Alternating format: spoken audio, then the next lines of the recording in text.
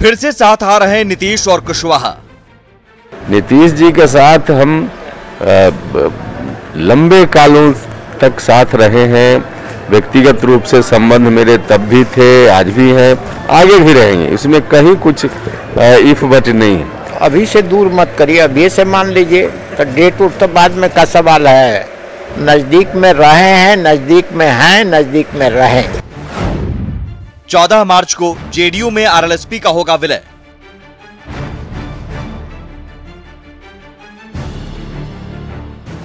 JDU में विलय से पहले कुशवाहा कुनबे में बड़ी टूट।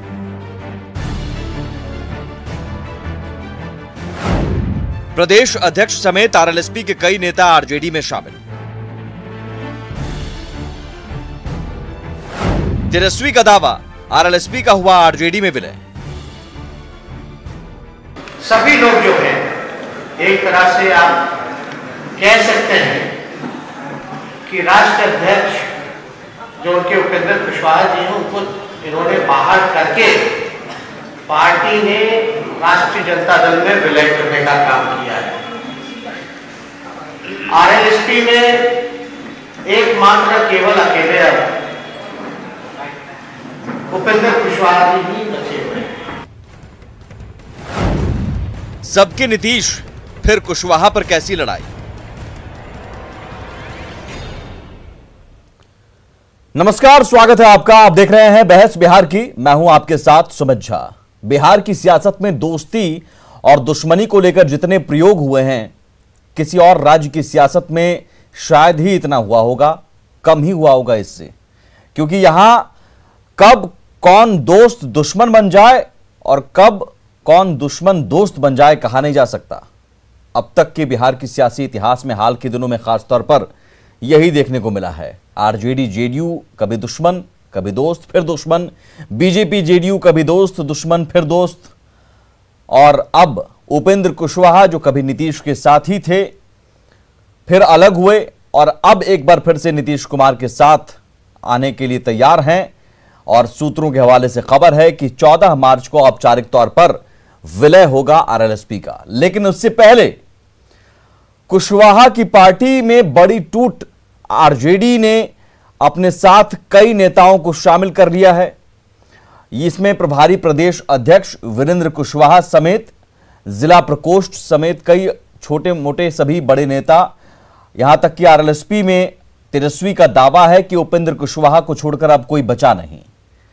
और तेजस्वी यादव का दावा है कि आरएलएसपी का विलय आरजेडी में हो गया। यानी कुशवाहा को लेकर लड़ाई अब आरजेडी और जेडीयू में छिड़ गई है। लेकिन सवाल यह है कि नीतीश कुमार जब सबके हैं, चुनाव में याद कीजिए पोस्टर, जब नीतीश सबके हैं का पोस्टर टंगा था और यह दावा किया गया जेडीयू की ओर से, तो फिर कुशवाहा पर कैसी लड़ाई है?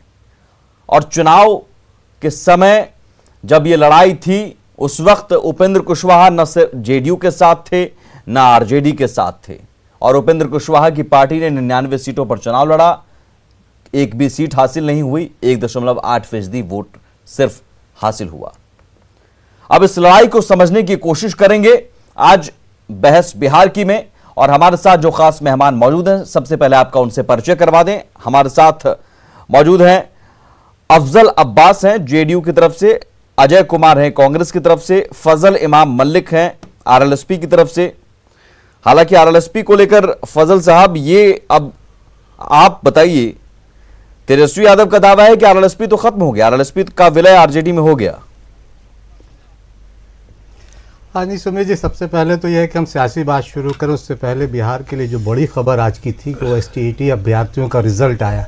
मुझे लगता है कि जो लोग भी कामयाब हुए हैं उस रिजल्ट, उस इम्तहान में, उन्हें बधाई देता हूँ राष्ट्रीय लोक समता पार्टी की तरफ से।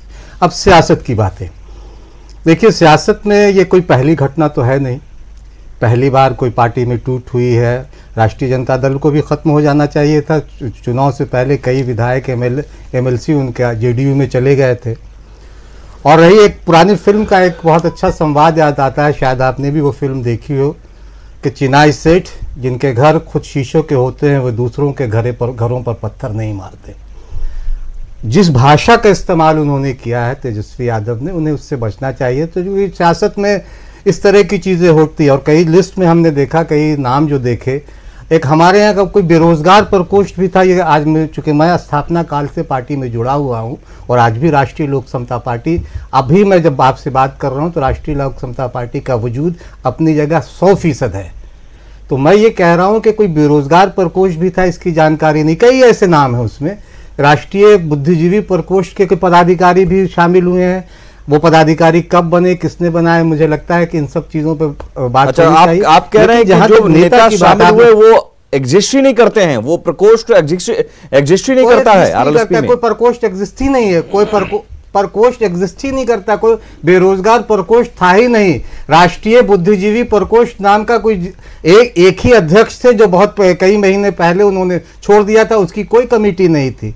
मैं वीरेंद्र कुशवाहा जी को भी फोन पर लेने की कोशिश करता हूं, मेरे सहयोगी ट्राई कर रहे हैं, निश्चित तौर पे लीजिए, समझेंगे उनसे भी लीजिए। लेकिन अजय कुमार जी, आपकी सहयोगी पार्टी आरजेडी एंड पहले, क्योंकि खबर यह है कि 14 मार्च को विलय होगा आरएलएसपी और जेडीयू का, तो इससे पहले ये एक सियासी ड्रामा क्यों कि जो प्रकोष्ठ एग्जिस्ट नहीं करता है उसे आप शामिल करा रहे हैं? ऐसे ऐसे नेता जिन्हें कोई जानता तक नहीं, तेजस्वी यादव उन्हें माला पहनाकर कह रहे हैं कि देखिए साहब हमारी ताकत बढ़ गई। तो देखिए, यह दुर्भाग्यपूर्ण है कि किसी भी पार्टी का जो बड़ा नेता है वो अपने कार्यकर्ताओं को मानने से भी इनकार कर रहा है।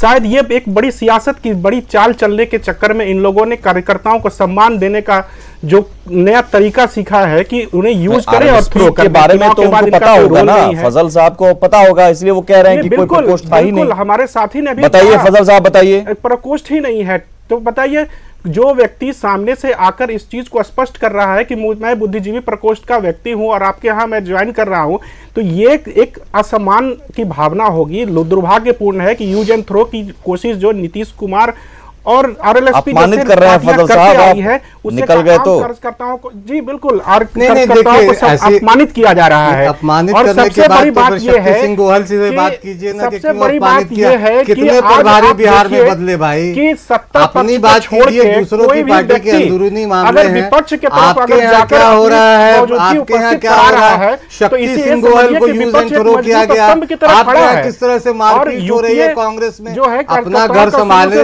मैंने फिर वही संवाद में कांग्रेस के लिए भी कहूंगा, देखेंगे जदयू में भी देखिए, ये दूसरे जगह के लोगों को जिस तरह से जूतम का इज़हार हो रहा है, जिस तरह से लाठियां बांधी जा रही हैं, मारपीट हो रहा है कांग्रेस जनता, वो हमने देखा है। आपके घर खुद शीशे के हैं, नीतीश कुमार आपके घर खुद शीशे के है, वो पूरी जनता ने देखा है। भले वो वोट के वजह से सरकार सत्ता में बने हो, मगर जो अपमान अब तक किसी मुख्यमंत्री का हुआ है वो पूरी जनता ने देखा है। सरकार वोट के ही वजह से बनती है, सरकार बनने में किसी आज ही लोगों का ही होता है। ये केवल 14 तारीख को व्यक्तिगत विलय, सुन लीजिए सबसे पुरानी पार्टी है, ये कह रही है कि सरकार वोट की वजह से बनी, तो सरकारें तो वोट से ही बनती है, सरकार क्या बिना वोट से नहीं बनती है? बिहार की जनता ने नीतीश कुमार का, और जिस तरह से ये जनता के साथ छल करके सरकार बनी है वो किसी से छुपा हुआ नहीं है। तो छल करने आप ना बोले, आपको स्पष्ट करना होगा। और बताइए, आप बताइए, जो सबसे बड़ी पार्टी है वो विपक्ष में है और जो सबसे छोटी पार्टी है उस पर मैं आऊंगा।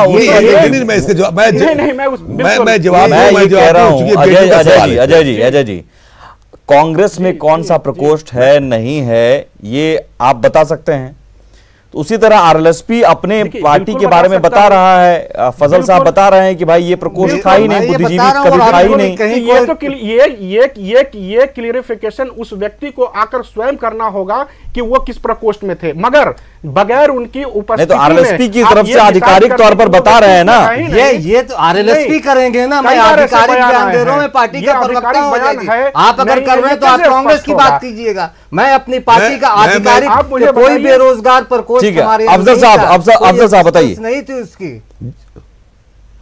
नहीं, सवाल है जैसे हमारे मुख्यमंत्री जी पे जो सवाल उठाया कि कब छोटी पार्टी मुख्यमंत्री बन गए, इनको दर्द क्यों हो रहा था? मुझे कोई अभी दर्द है। ये आपका दर्द झलक रहा है ना भाई। जब सबसे पहले बीजेपी के वरिष्ठ नेताओं ने पहले ही कह दिया था कि सीटें कम आए या ज्यादा आए, मुख्यमंत्री नीतीश कुमार जो होंगे, वो मुख्यमंत्री हो गए, सरकार चल रही है अच्छे से, उस पर डिबेट है ही नहीं, उस पर डिबेट है ही नहीं। नहीं ठीक है, बोलने दीजिए, फिर उस पर डिबेट है ही नहीं। देखिए अजय कुमार जी, नहीं, उस पर डिबेट नहीं है और वो सरकार चल रही है, बाकायदा राज्यपाल ने शपथ दिलाई मुख्यमंत्री और उनके मंत्रियों को और संवैधानिक रूप से चल रही है सरकार। ठीक है, अब सियासत के लिए आप बोलते रहिए, अलग बात है, इस पर डिबेट नहीं है। अफजल अब्बास साहब, मेरा सवाल है आज को लेकर ये कुशवाहा को लेकर लड़ाई है क्या? आज ही पे मैं आ रहा हूं। कुशवाहा को लेकर लड़ाई है क्या? कुशवाहा वोट बैंक को लेकर लड़ाई है क्या? देखिए, कुशवाहा जी के लिए कोई लड़ाई हमारी नहीं। कुशवाहा जी का एक संबंध नीतीश कुमार से पहले से है और खुद उन्होंने भी इकरार किया, टीवी चैनलों में कहा है हमारी पार्टी में कोई आता है हम वेलकम कर रहे हैं। वही कुशवाहा जी तो ये कह रहे थे कि नीतीश कुमार ने हमें नीच कहा। देखिए, ये उपेंद्र कुशवाहा और नीतीश कुमार का संबंध जो है, जब यूपीए में बिगटर, अब एक मुझे अब्बास साहब को बोलने दीजिए। अजय जी, आप मैं बोल लूं, उसके बाद से बोलिएगा, जितना बोलना बोलिएगा। सवाल है कि हर पार्टी में कुछ लोग अपने अपने मिजाज के हिसाब से राजनीति करते हैं। अब कुछ लोग गए होंगे जिसका क्लियरिफिकेशन हमारे आरएसपी के प्रवक्ता साहब खुद बता दिए कि उनका कोई वजूद ही नहीं था जो लोग गए हैं, अब उसको वजूद बनाया जाए कि बहुत बड़े नेता है। मैं समझता हूं कि उपेंद्र तेजस्वी यादव खुद मौजूद रहकर उन्हें माला पहना रहे हैं। तेजस्वी यादव तो कहेंगे, तेजस्वी यादव तो खुद ही कहेंगे बहुत बड़ा अचीवमेंट है, मर्जर हो गया, सब कुछ बोलेंगे तो बोलेंगे, और क्या बोलेंगे कि छोटे कद के लोग आए हैं, वो तो बोलेंगे। तो आरएसपी का मर्जर जेडीयू के साथ होगा, आरजेडी के साथ नहीं हुआ है। नहीं, अब होगा, नहीं होगा कि ना होगा ये अलग पहलू शीर्ष नेतृत्व जाने, लेकिन जिस टॉपिक पे बात कर रहे हैं उसका जवाब खुद आरएसपी के प्रवक्ता साहब दे रहे हैं। तो मैं समझता हूं कि हमसे ज्यादा सफाई ये खुद ही दे रहे हैं। अब रहा सवाल एक और बात कि हर पार्टी, तो इलेक्शन खत्म हो गया है, सरकार चल रही है, जिसको दिल का है जहां राजनीति करे। आजादी में हिंदुस्तान संवैधानिक तौर पर सबको आजादी है, जो चाहे राजनीति कर सकता है। कुछ लोग गए हैं, उन्होंने वेलकम किया। हमारे पार्टी में जो लोग आएंगे, माननीय मुख्यमंत्री, पार्टी के राष्ट्रीय अध्यक्ष आरसीपी सिंह साहब वेलकम करेंगे, इसमें कोई बड़ी बात तो है नहीं।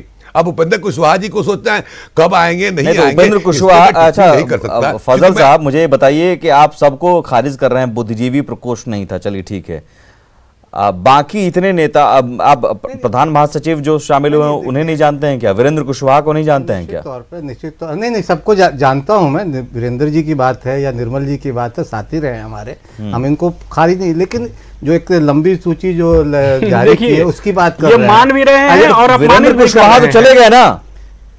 उपेंद्र कुशवाहा के जेडीयू में जाने से पहले वीरेंद्र कुशवाहा आरजेडी में चले गए। अजय जी अपनी पार्टी को संभाल नहीं रहे हैं, मेरी पार्टी मजबूत है और पता है वो तो हर जगह झगड़ा हो रहा है, हर जगह जूतम पैदार हो रहा है। अपने घर को संभालिए, दूसरे के घर की चिंता न कीजिए। अपना घर बहुत मजबूती के साथ 19 पर आ गए, कब टूट के ये बिखर जाएंगे पता नहीं। जीरो पे हैं, हम तो जीरो पे हैं, हम जीरो पे थे, जीरो पर आ गए, और हम 0 पे से 0 पर, आप 42 पे थे, 19 पर आ गए, आप 42 पे थे। आप कह रहे हैं कि सबसे छोटी पार्टी, आप कह रहे हैं कि सबसे छोटी पार्टी, आप कहां खड़े हैं आज की तारीख में? अपने जगह पे खड़ा रहिए, आप हम पे आरोप ना लगाएं। आप ये स्पष्ट करें कि आपके जो कार्यकर्ता भागे हैं उसका आप लोगों ने अपमान किया था, या फिर उपेंद्र कुशवाहा जी अकेले जेडीयू में शामिल होने जा रहे हैं। गुलाम नबी आजाद से लेकर गुलाम नबी आजाद कहां है? आप बताइए मुझे। G23 की फिगर कीजिए ना, कपिल सिब्बल से लेकर किस किस की फिगर कीजिए। आप बड़े चिंता मत कीजिए, जितने बड़े शीर्ष नेता है आपकी चिंता कर रहे हैं। जब मैं आपकी चिंता नहीं कर रहा हूं तो आपको आज ये जवाब देना है कि जो आपके जवाब आपको भी देना है, वो आपको है कि नहीं है? क्या कपिल सिब्बल नहीं है पार्टी में? कौन गुलाम नबी आजाद आ रहा है? नहीं, आप क्यों? ये लोकतांत्रिक पार्टी है, इसमें हर तरह के सवाल उठेंगे। मेरी भी लोकतांत्रिक पार्टी है, लोकतांत्रिक का अपमान है, आप सम्मान नहीं कर रहे हैं। फजल साहब एक बात बताइए, उपेंद्र कुशवाहा राष्ट्रीय अध्यक्ष हैं, और कौन कौन है, क्या क्या है आज की डेट में बताइए। नहीं देखिए, मैं से एक सर्वमान नेता उपेंद्र कुशवाहा जी राष्ट्रीय अध्यक्ष हूँ, मैं राष्ट्रीय महासचिव हूँ, ये वन मैन आर्मी है। ठीक है, और अजय जी अपनी पार्टी की फिक्र नहीं कर रहे हैं। मेरी पार्टी अपनी पार्टी के बारे में बताइए। अजय जी एक सेकंड रुकिए। हाँ, मैं अपनी पार्टी के बारे में, पूरी टीम है हमारी। हाँ बताइए ना। पार्टी के लोग गए हैं, कुछ 3-4-10 नेता गए हैं। पूरी टीम में आप 10 लोगों के नाम भी बताइए उपेंद्र कुशवाहा के अलावा। हाँ बता रहा हूँ मैं ना, आप बता रहा हूँ ना मैं, आप सुनिए, सुन तो लीजिए। राष्ट्रीय अध्यक्ष हुए, राष्ट्रीय उपाध्यक्ष है माननीय शंकर झा आजाद जी, डॉक्टर विनोद यादव जी, माधव आनंद जी, मैं हुआ, अंगद कुशवाहा हुआ, मालती कुशवाहा हुई, ये सब राष्ट्रीय कमेटी की बात मैं कर रहा हूँ। उसके बाद फिर कार्यकारी अध्यक्ष हैं, रेखा गुप्ता जी हैं, चंदन बागची हैं, और भी बहुत सारे नाम है, नाम तो प्रदेश कमेटी की, प्रदेश स्तर की कमेटी में कार्यकारी अध्यक्ष बीके सिंह जी हैं, रेखा गुप्ता जी हैं, चंदन बागची हैं, मदन चौधरी हैं, ये 4 कार्यकारी अध्यक्ष अभी हैं मौजूद। अच्छा, मतलब आप कह रहे हैं कि ये सारे अभी नेता हैं, मतलब पूरा का पूरा सब तो है ही, सब तो है ही, तो फिर किसको शामिल करा कर तेजस्वी यादव दावा कर रहे हैं कि भाई सब लोग आ गए, अब उपेंद्र कुशवाहा अकेले पड़ गए? ये सोचने वाली बात है ये सोचने वाली बात है कि अच्छा, अगर ये वो 3 नाम गिना दीजिए जो गए हैं आरजेडी में, जो गए हैं जिन्हें आप जानते हैं, 3 नाम वो गए हैं। आपने वीरेंद्र जी का नाम लिया, वीरेंद्र जी गए हैं। वीरेंद्र जी हमारे प्रदेश के प्रभारी अध्यक्ष थे, कार्यकारी अध्यक्ष, कार्यकारी 6 अध्यक्ष थे हमारे यहाँ, जिसमें से सिर्फ वीरेंद्र जी गए हैं, प्रधान महासचिव निर्मल जी गए हैं, मधु मंजरी जी गए हैं। ये 3-4 नाम है जो हम जानते हैं। लेकिन क्या सियासत में इस तरह की टूट पहली बार हुई है? पहली बार किसी ने दल ने बदला है? लेकिन इस टूट को तेजस्वी यादव ऐसे कह रहे हैं कि आरएलएसपी में अब उपेंद्र कुशवाहा बच गए और आरएलएसपी का विलय हो गया आरजेडी में। मैं इसलिए ये कह रहा हूं, और सवाल ये है कि कुशवाहा को लेकर लड़ाई है क्या? ये कुशवाहा को लेकर लड़ाई है क्या? दरअसल नहीं, कुशवाहा वोट बैंक को लेकर लड़ाई है क्या? दावेदारी है? नहीं, मुझे देखिए दावेदारी किसकी है, हम अपनी जगह अभी इंटैक्ट है। अभी जब हम आपसे बात कर रहे हैं, राष्ट्रीय लोक समता पार्टी अपनी जगह इंटैक्ट ठीक है। ये तो खैर आप जेडीयू में तो आपको जाना है, ये तो अब क्लियर हो गया है ना, ये तो क्लियर हो गया जेडीयू में आपको जाना है। ये अभी 13 और 14 को 2 दिन हमारी बैठक है। ये खबर हमारे पास है सर, 14 मार्च को आपका विलय हो रहा है, और उसके पहले तमाम नजदीकियां उपेंद्र कुशवाहा खुद बोल चुके हैं कि हम नीतीश कुमार के साथ हैं और रहेंगे, जल्दी नीतीश कुमार के साथ थे हैं और रहेंगे। अभी केसी त्यागी साहब का भी बयान आया है, जेपी यादव का भी बयान आया है और अखिलेश सिंह का भी बयान आया है। जरा ये तीनों बयान सुन लेते हैं, इस घटनाक्रम पर रिएक्शन जल्दी से। उपेंद्र कुशवाहा हमारे पुराने साथी हैं, वो नेता प्रतिपक्ष रहे हैं, केंद्र सरकार में मंत्री रहे हैं और बड़े अनुभवी नेता हैं। वो नीतीश जी से कई बार इस बीच में मिले भी हैं, जो पुराने गिले शिकवे थे वो दोनों ने दूर किए हैं, और उनके पार्टी में आने से, उनकी पार्टी का जदयू में मर्जर होने से निसंदेह ये अपने पुराने गौरव को प्राप्त करेगी। और नीतीश कुमार जी के नेतृत्व में सभी जदयू के कार्यकर्ता एक बार पुनः अपनी पहले वाली भूमिका को छूते हुए और तलाश करते हुए नजर आएंगे। यह निर्णय तो माननीय उपेंद्र कुशवाहा जी का है। कभी पार्टी चलाते हैं, कभी पार्टी मर्ज करते हैं। यह मान के चलिए कि ये लोग स्वयं में एडजस्टमेंट की राजनीति तलाशते रहते हैं। लेकिन अब महागठबंधन से तो उपेंद्र जी पहले ही अलग हो गए थे। अगर इस तरह का कुछ हो रहा होगा तो हम लोग शुभकामना देते हैं, और क्या बोलेंगे। लीजिए अजय जी, आपके नेता अखिलेश जी तो शुभकामना दे रहे हैं, आप भी शुभकामना दीजिए। और फजल साहब, अब मुझे लगता है कि अब तो क्लियर हो गया, केसी त्यागी साहब ने खुलकर कह ही दिया कि मर्जर हो रहा है। तो ये अब विलय आरएलएसपी का जितना भी बचे हुए नेता हैं, 3 आपने गिना दिया कि 3 उधर चले गए, लेकिन बाकी सब आपके पास हैं अभी भी सुरक्षित, जो जेडीयू में जाएंगे, है ना?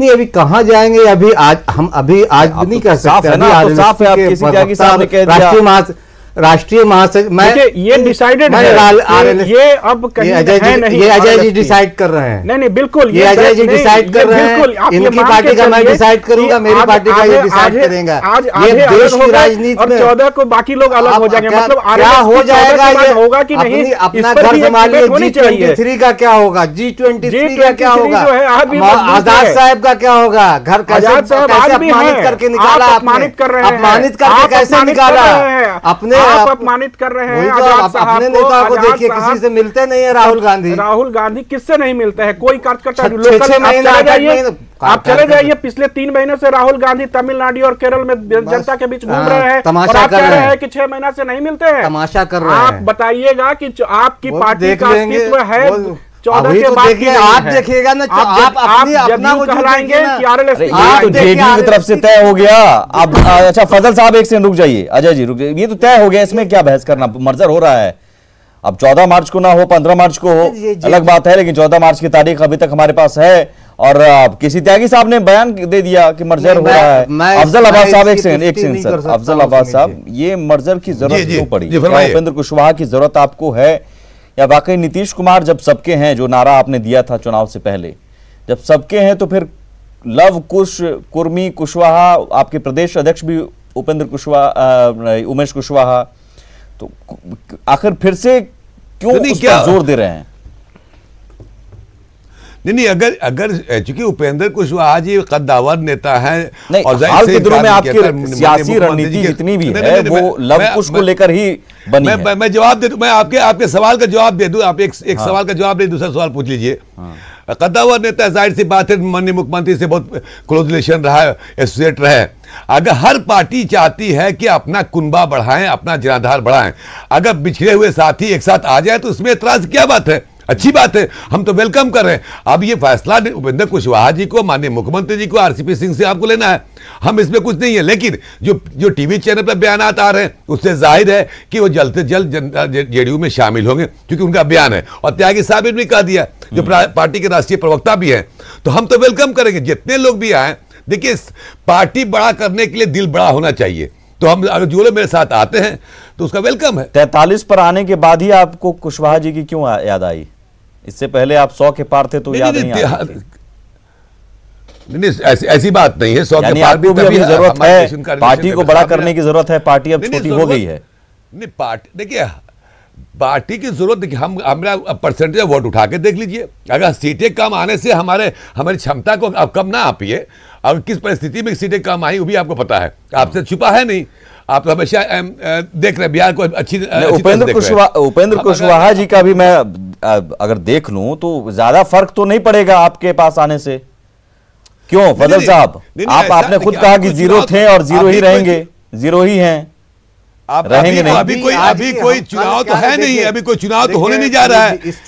हाल के चुनाव में मैं ये दिखा भी देता हूं, देख लीजिए 2014 लोकसभा चुनाव में आरएलएसपी ने 4 सीटों पर चुनाव लड़ा था, ग्राफिक्स में देख लीजिए। और मोदी लहर माना गया, उस समय 3 सीटों पर जीत मिली, 3.1% वोट मिले। लेकिन उसके बाद 2015 में 23 सीटों पर चुनाव लड़ा था, 2 पर जीत मिली, 2.6% वोट मिले। और आज कितने लड़े, कितने पे हो गए? 41 सीट पर लड़े, 27-28 सीटें आया था, ये भी देख लीजिए कांग्रेस वाले को। यहाँ कहना अब 2020 में तो 99 सीटों पर चुनाव लड़ा था, सभी सीटों पर हार हुए, 1.8% वोट मिले। माना जाता है कि आबादी कोरी कुशवाहा की 6 से 7%। अगर इसकी लड़ाई है, अगर इसी की लड़ाई है, तो क्या उपेंद्र कुशवाहा एकमात्र चेहरा है? अगर चेहरा है तो फिर क्यों नहीं गोलबंद कर पाए अब तक इन वोटों को? लेकिन एक चीज ये है सुमित जी कि आपने कहा कि वो सीट नहीं मिली, ठीक है, हम जीरो पे थे, जीरो हैं, लेकिन हमने इतना वोट लिया, इतने वोट आए हमें, हम जिस गठबंधन के साथ लड़े थे उस गठबंधन को, और खुद राष्ट्रीय लोक समता पार्टी को कम से कम 40-45 सीट ऐसी है जहां हमें 5000 से लेकर 40-45 तक असर आप कर रहे हैं। हमें मिले, सीटें नहीं क्या मिली। उसी लड़ाई को लेकर तेजस्वी यादव ने आज आपके मुताबिक कोई ऐसे नेता है ही नहीं जिसे वो आप जानते हो, आप भी जानते हो, तो शामिल कराकर वो दिखा रहे हैं कि भाई हमारे साथ कुशवाहा है, ये कोशिश है उनकी, है ना? तेजस्वी यादव जाने उन्होंने क्यों शामिल करवाया। उन्हें लगता है कि उनका जनाधार भी कहीं कम हो रहा, वो भी कहीं कमजोर पड़ रहे। मुझे तो लगता है कि वो अपने घर भी बचाने की, चूंकि बार बार खबरें कुछ और भी आती रहती हैं। चलिए ठीक है। और एक चीज 14 मार्च को होगा ना, 14 मार्च को फिर चलिए आप, मैं ये कहूंगा फजल इमाम मलिक जेडीयू के नेता है ना? नहीं 14 मार्च को, मैं अभी 14 मार्च के बाद की बात करूंगा। चलिए सर, शुभकामनाएं पहले से ही, बहुत शुक्रिया आप सभी का। नीतीश कुमार के साथ ही रहे उपेंद्र कुशवाहा, और अब ये औपचारिकता ही रह गई क्योंकि केसी त्यागी साहब ने कभी कह दिया मर्जर की बात, तो मर्जर होने जा रहा है। ये तारीख कब डिसाइड करेगी पता नहीं, लेकिन इतना जरूर है कि नीतीश सबके हैं का नारा जेडीयू देता है, तो फिर नजरें कुशवाहा पर क्यों, और कुशवाहा पर लड़ाई फिर कैसी? लवकुश समीकरण पर ध्यान क्यों? आप देख रहे थे बहस बिहार की। नमस्कार।